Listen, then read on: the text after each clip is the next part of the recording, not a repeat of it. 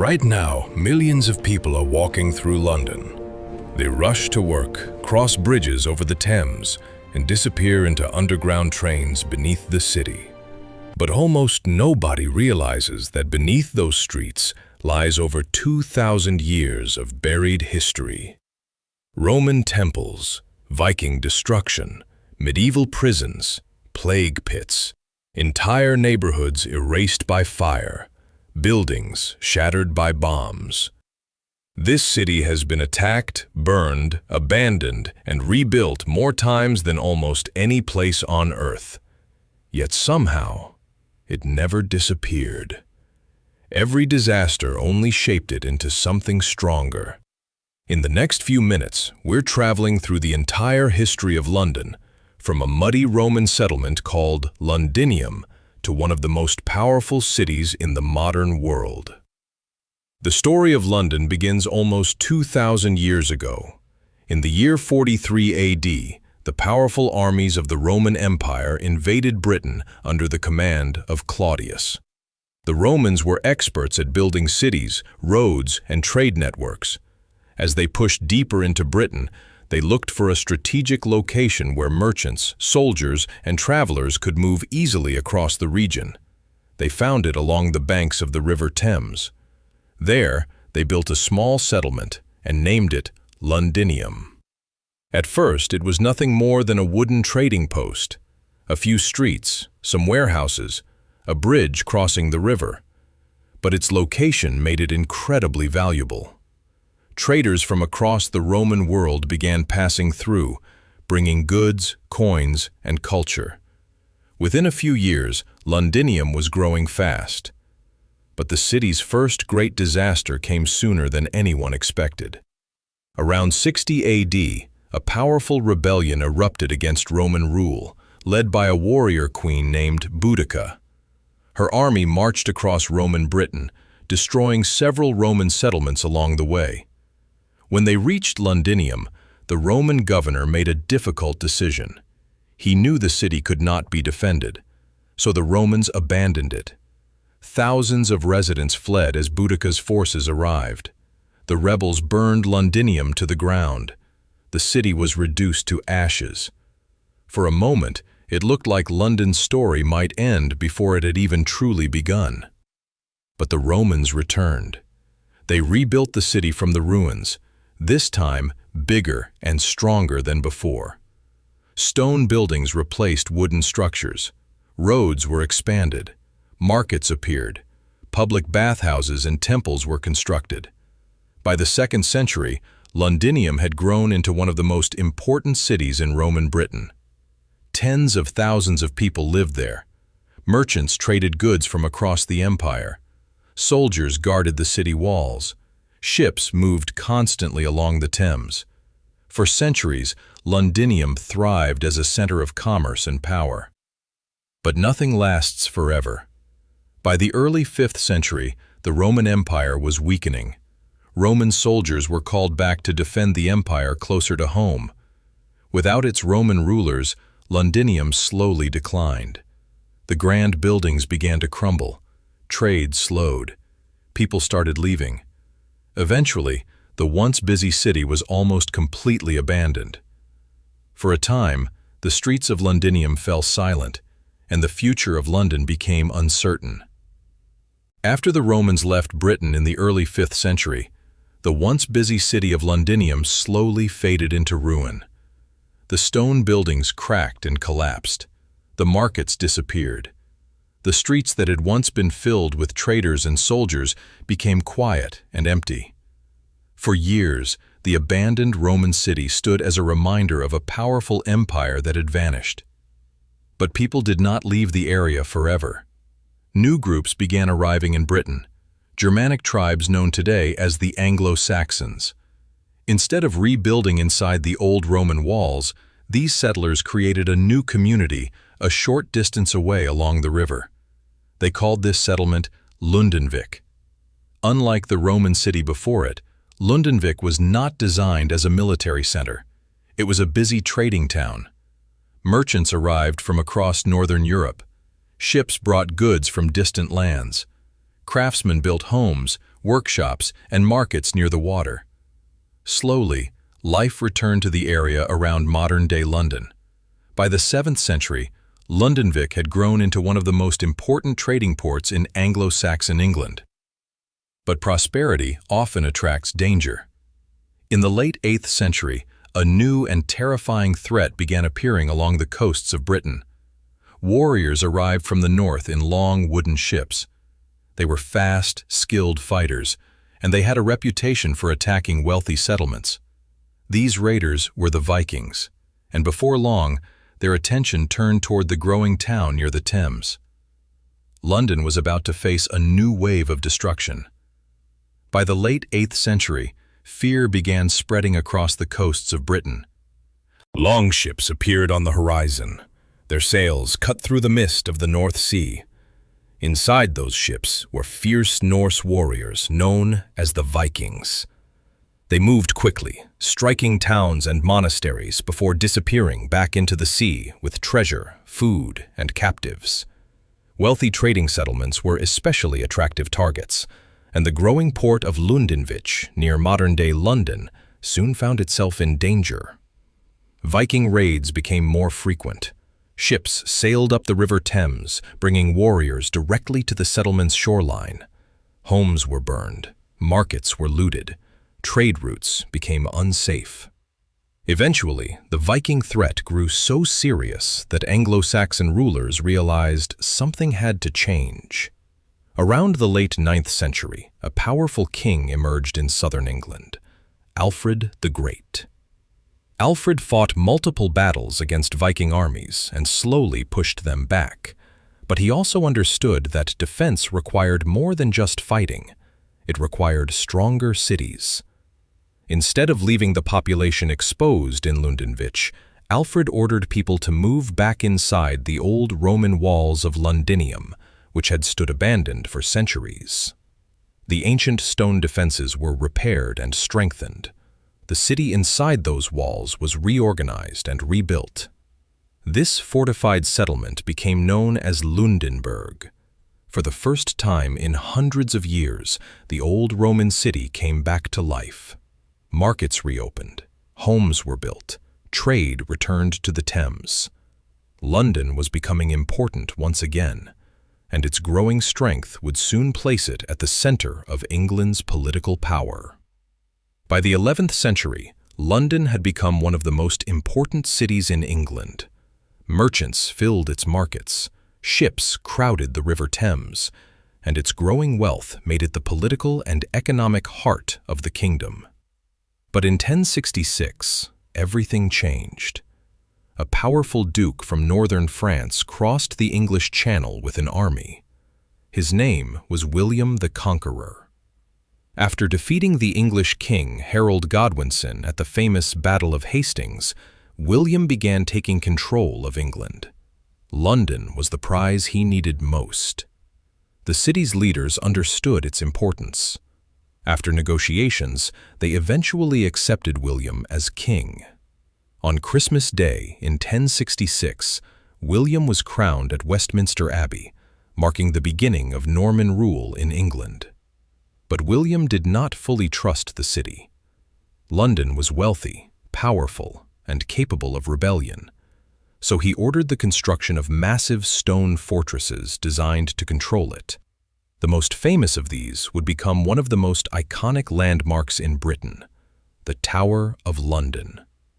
Originally built as a defensive stronghold, the fortress also served as a royal residence, prison, and symbol of power. Its thick walls and imposing towers reminded everyone who truly ruled the kingdom. Under Norman rule, London began to grow rapidly. New stone buildings replaced many older structures. Trade expanded across Europe. Markets became larger and more organized. By the Middle Ages, London was already developing into one of the most important cities in Europe.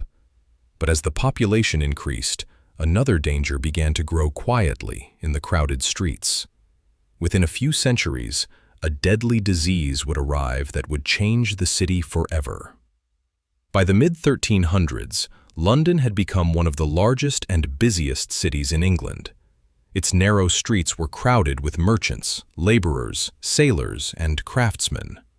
Markets overflowed with goods arriving from across Europe. Ships packed the River Thames, bringing trade and wealth into the city every day. But along with trade came something far more dangerous. In 1348, a deadly disease reached England.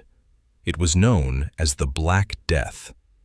The disease spread quickly through crowded towns and cities, and London, with its dense population and busy ports, became one of the hardest-hit places. People began falling sick at an alarming rate. Entire households were affected within days. Fear spread across the city as the number of deaths grew rapidly. Church bells rang constantly as funerals took place across London.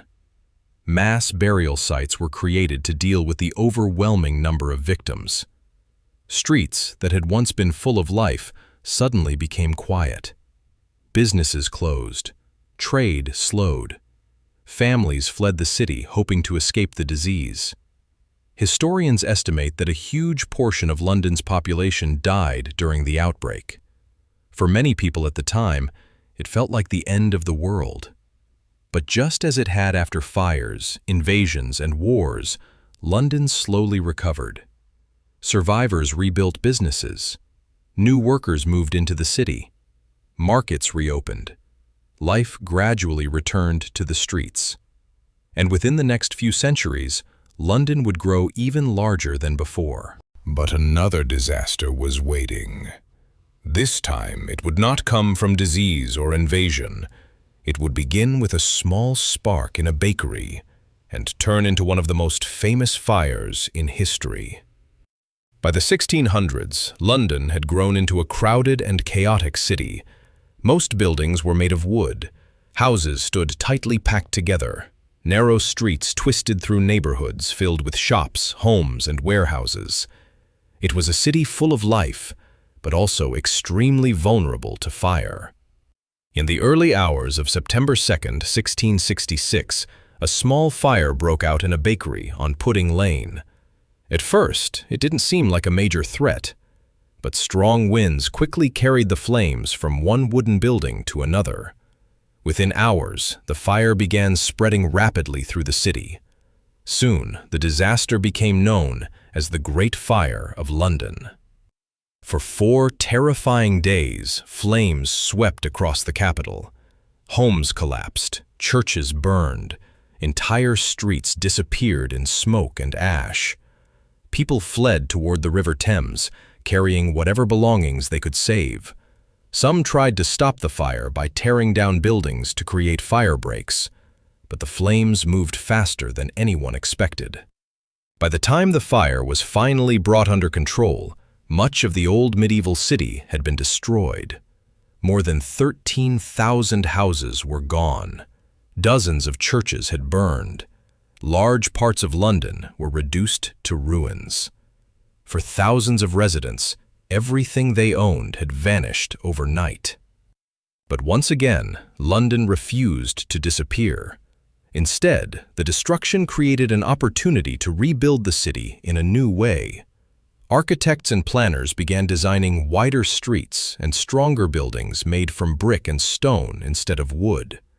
From the ashes of the fire, a safer and more modern London began to rise. And over the next 2 centuries, the city would expand faster than ever before. Soon, it would become the center of a vast global empire. By the 18th century, London had risen from the ashes of fire and plague to become the heart of a global empire. The British Empire stretched across continents, with colonies in Africa, Asia, the Americas, and the Pacific. London was its command center. Ships carrying goods, spices, gold, and silver docked along the busy River Thames. Markets overflowed with treasures from around the world. Factories and workshops spread across the city as the Industrial Revolution transformed life in London. Steam engines, canals, and railways changed how goods moved. streets filled with merchants, workers, and travelers from all corners of the globe. Famous landmarks rose during this period. Westminster Palace, home of the monarchy and parliament. Big Ben, a symbol of power and progress. Expanding bridges and wharfs along the Thames. London became the largest city in the world, with a population soaring over 1 million by the 19th century. But prosperity had a price. The crowded streets and factories were breeding grounds for disease, crime, and social unrest. Despite the challenges, London's influence grew. It was no longer just the capital of England, it was a global center for trade, politics, and culture. Yet even as the city thrived, it faced one of its most terrifying threats in the 20th century: total destruction from the skies. By the late 1930s, London had become a sprawling metropolis, wealthy, powerful, and strategically important. But during World War II, that status made it a prime target. In 1940, the German Luftwaffe launched a series of bombing raids across the city, a campaign that would become known as the Blitz. For 57 consecutive nights, planes dropped bombs over homes, factories, and schools. Entire neighborhoods were reduced to rubble. Civilians slept in underground stations to escape the bombings. Churches and historic landmarks were destroyed or heavily damaged. Despite the destruction, Londoners refused to give up. The city kept running. Markets opened, trains ran, and life went on under the constant threat of fire and death. By the end of the Blitz, thousands had died, and large portions of London lay in ruins. But once again, the city rebuilt itself, stronger and more modern than before. Skyscrapers, bridges, and new housing rose to replace what had been lost. London had survived bombings, fire, plague, and invasions, time and again proving it could endure anything. Today, London stands as one of the most influential cities on Earth. Its skyline blends historic landmarks with modern skyscrapers. Buckingham Palace, the royal residence and symbol of tradition. Tower Bridge, connecting the past with the present.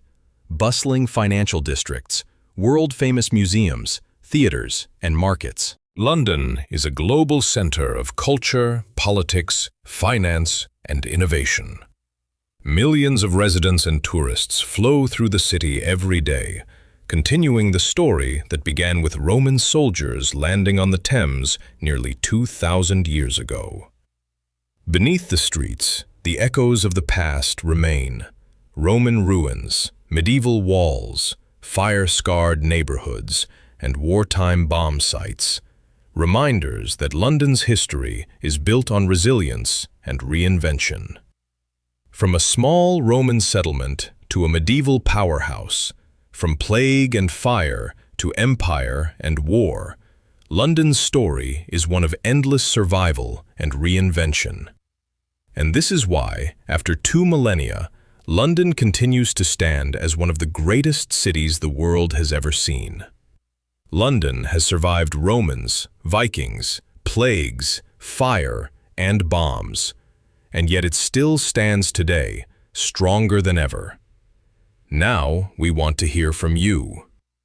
If you could travel back to any moment in London's 2,000-year history, which era would you visit first? Roman Londinium, Viking battles, or the Great Fire of 1666? Drop your answer in the comments below, and don't forget to like this video if you loved exploring London's history, and subscribe for more stories that take you through time like this. Hit the bell so you never miss a journey into the past. Which part of London's story shocked you the most? Comment now. We're reading every single one.